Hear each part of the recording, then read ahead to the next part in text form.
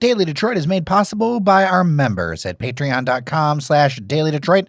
Special thanks to Jerry for supporting our content and conversations. All right, let's get started.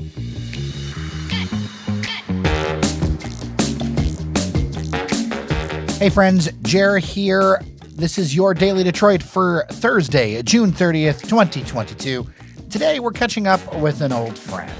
Jeanette Pierce has been showing Detroiters the different ways to love their city for many years, whether it is tours for the people that come here or tours for people who didn't know what we had in their own backyard. But now there's a new adventure. It's called the City Institute. And although based in Detroit, it's helping people in cities and suburbs across the nation fall back in love with their communities. Here's that conversation. Joining me at the table here at Mackinac Island, Jeanette Pierce, fellow person from the east side of Detroit. It's good to see you. It's been a long time. Yes, thanks so much for having me. I'm so glad to be on the show. Yeah, and you've got this thing with the City Institute. But before we get into that, I think we need a little bit of a history lesson for listeners who might not know. I mean, everyone should know Jeanette Pierce. And by the way, if you ever hear the phrase, Detroit is the biggest small town you'll ever meet, she is the originator. I know I've said it before in passing at some point. I want to give full credit to Jeanette Pierce in public, on the air, in front of thousands of people. That was hers first. Well, Detroit is big enough to matter in the world and small enough where you can matter in it. That's also, That's kind of the fancy version. Yes, the fancy version. So you have quite the career being an ambassador for the city. Real wide brushstrokes. How do we get here? Yeah, 2-minute life story, I call it sometimes. So I'm a native Detroiter. I grew up on the east side, as you said, woot woot, and I spent a lot of time downtown, going to blues bars when I was 18, knowing everything at 18, as 18-year-olds at least think they do. Oh, I was the smartest I ever was when I was 18. Right. And I thought I knew Detroit. And then I moved downtown in 2003. Didn't drive to work for 15 years, which was pretty great. But I started looking at things, going, what's that? What's this? What's the West Side? We're so siloed. And that's what actually led me to create what originally was called Inside Detroit, and with my friend Maureen Kearns. And it was really to educate people about Detroit, but not just tourists, right? That's always been a big thing, is that people think tours are for out-of-towners, and we don't turn them away, but our focus has always been locals. And so then we got to be part of a great collaboration called D-Hive, and the Build Institute's first build class was in our space on Woodward. I had a pop-up welcome center for where Nike is today. Oh, I remember those days. Yeah.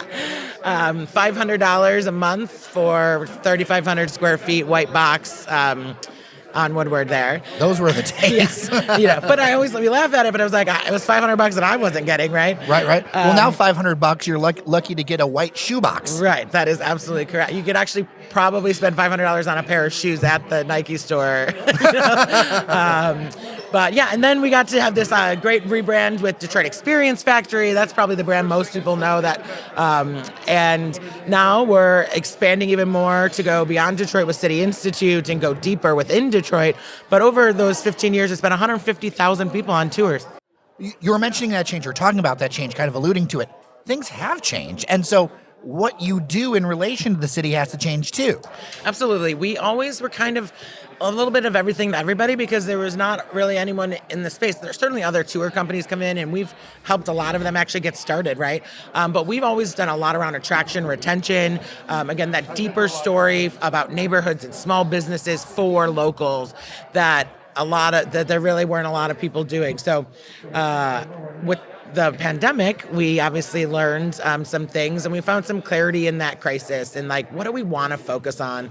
And it really boiled down to that deeper understanding of Detroit, specifically as it relates to having stakeholders and residents be better equipped to build an equitable and thriving city, right? So what does that mean? I mean, it means like, I have our redlining racism and segregation, a virtual tour that we do every month that has been really well received. We did it for 1,800 GM execs. We did it for Keith Williams and the Black Michigan Democratic Caucus, right? Like, let's sum up for people, how did we get here? Because we believe that you can't understand what's going on today. Oh, hot new restaurant in an old building that was empty. Well, why was the building empty in the first place? And what policies led to it? And there's so much misinformation about what people think and how Detroit's challenges came to be. Well, people come to Detroit with the stories that they were told. And a lot of times those stories that were told were based on bias and misinformation, or stories that people created in their families to justify their decisions. Absolutely. I mean, fake news is not new, right? Especially around Detroit. There's, a lot of when we started, it was myth busting, right? It was, oh, you think this, and oh, you live there, and even Detroiters were like, oh, there's nothing downtown in 2005, right? And there was, that's where we had the original checklist of the 100 bars and restaurants in downtown Detroit. That's a test to know. If you've been around the city a while, do you remember that checklist? The original list too. It's really interesting because now then we grew to having doing the whole city and having over 800 places. Before social media and all of our mobile devices, like how did you know about a tiny little mom and pop place that had been around forever? They didn't have billboards or radio ads, so that was a big part of and still is about being a megaphone for the great small businesses and neighborhood organizations in the city. So City Institute, though, is looking with a wider lens. One of the things that I have noticed with successful companies in Detroit is not only a focus on Detroit, but a focus on going to other places. So it's more relevant within the greater national conversation. And so the City Institute is not limited just to the city of Detroit. Correct. And that was actually part of the, change too, is Detroit's changed, we're changing, the needs have changed, we want to change to meet those needs, right? So that's both going deeper within Detroit, focusing on those really deeper conversations. But then people were coming to me from all over the country, at Chicago, Vegas, Oregon, Portland, flew me out to work with them on creating tours there. And I was wait, what? I talk about Detroit. Oh, you mean you don't have this in your place? And you think Chicago's got every tour under the sun, right? Well, there are great architecture tours downtown, but not a single one in the other 76 neighborhoods in the city, for example. It strikes me because I took the boat architecture tour, one of them downtown. It was absolutely gorgeous. I recommend everybody do it. But the guide was absolutely wonderful, and he was from the South Side. Also, his grandmother lives in Detroit, because every good storyteller has a Detroit connection. Absolutely.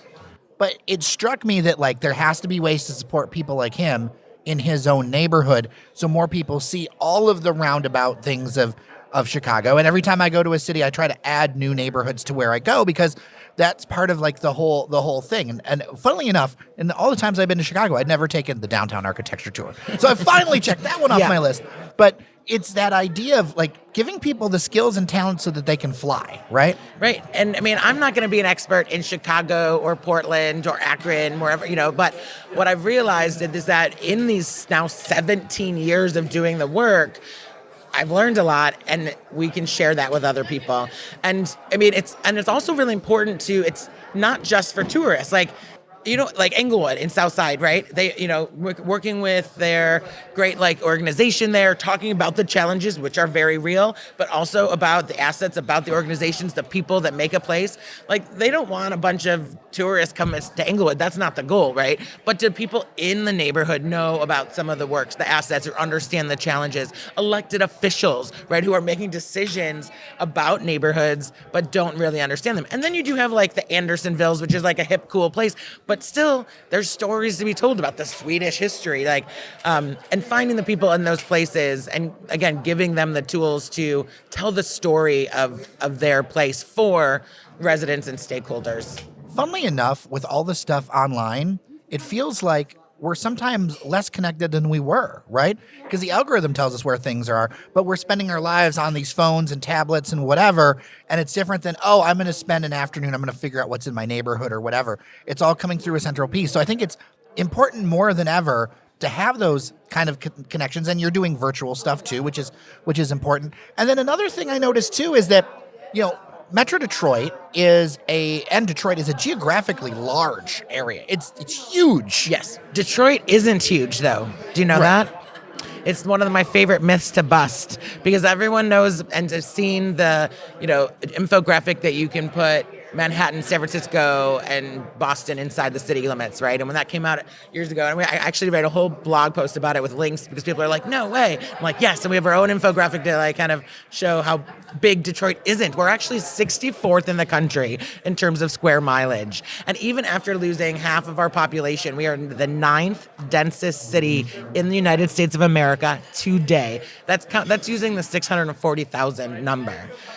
So it doesn't mean we don't have land use issues, but it's just one of those little, like, I'm a data nerd, so I have to get into some of that stuff. Oh, I totally understand, but it's that idea of like, oh, I'm from the east side, I don't ever go west side. Yes, or siloed. Or if you think in the suburbs, you're, in Grosse Pointe, you never go to, Wyandotte, or you name it, right? Like, I've met listeners and stuff who are like, oh, I've never been to Royal Oak, and they live in Southfield. And you're like, what?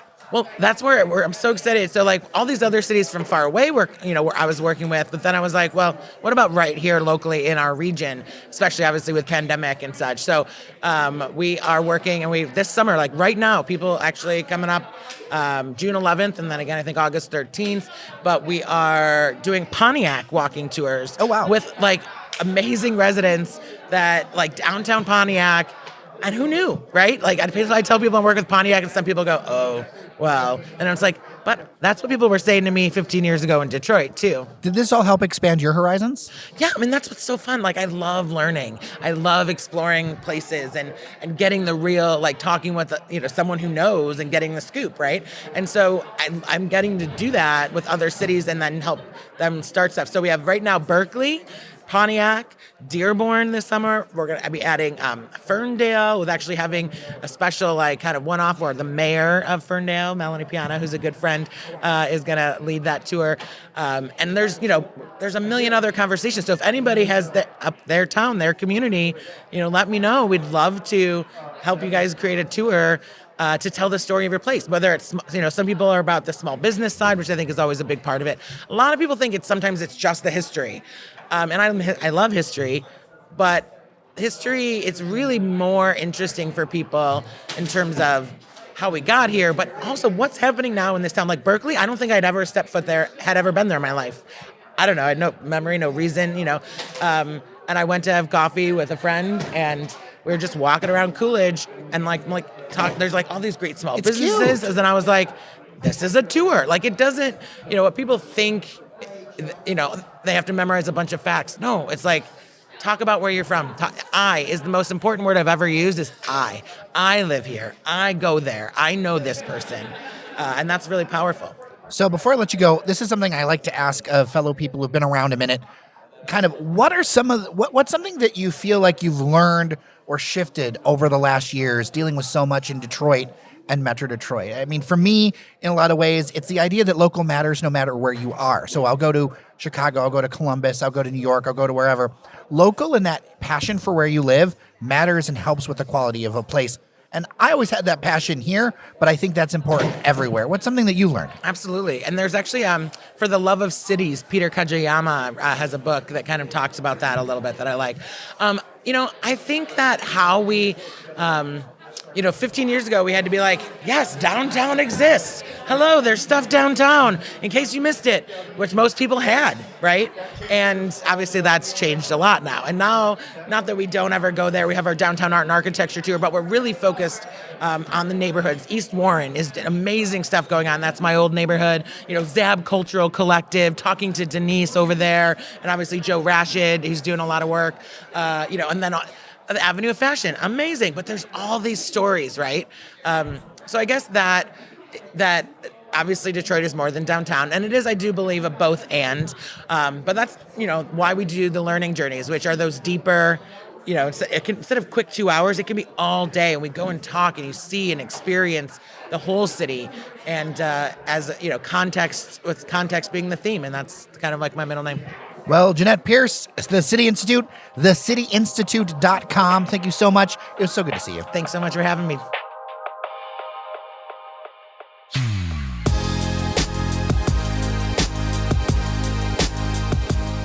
And we are done for today. Man About Town, Devin O'Reilly is in the chair tomorrow.